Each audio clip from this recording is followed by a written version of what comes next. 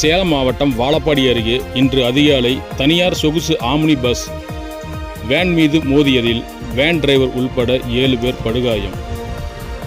கடலூர் மாவட்டம் குறிஞ்சிப்பாடி பகுதியைச் சேர்ந்த ஒரே குடும்பத்தினர் ஊட்டி சென்றுவிட்டு வீடு திரும்பிய போது நடந்த விபத்தில் அதிர்ஷ்டவசமாக 14 பேர் உயிர் தப்பினர். கடலூர் மாவட்டம் குறிஞ்சிப்பாடி பகுதியைச் சேர்ந்த ஒரே குடும்பத்தினர் 14 பேர் கோடை விடுமுறை கொண்டாட ஊட்டி சென்றுவிட்டு திரும்பியுள்ளனர்.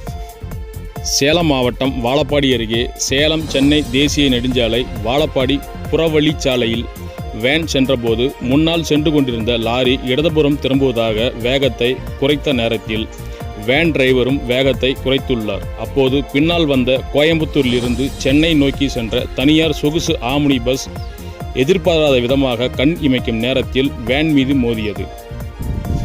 ஆம்னி பஸ் மோதிய வேகத்தில் முன்னால் சென்ற லாரி மீது பின்புறம் வேன் மோதியது. இருபுறமும் வேன் அடிபட்டதால் வேன் அப்பளம் போல் நொறுங்கியது.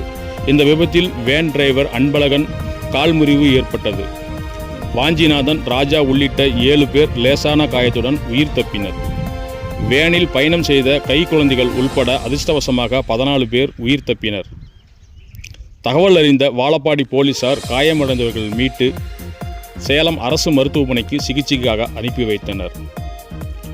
ஆம்னி பஸ் வேன் மீது மோதிய விபத்தில் சுமார் 1 மணி நேரம் சேலம் சென்னை தேசிய நெடுஞ்சாலையில் போக்குவரத்து பாதிப்பு ஏற்பட்டது.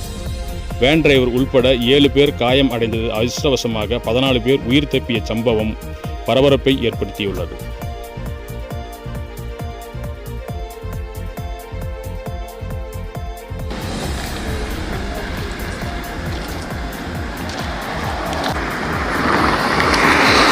தானே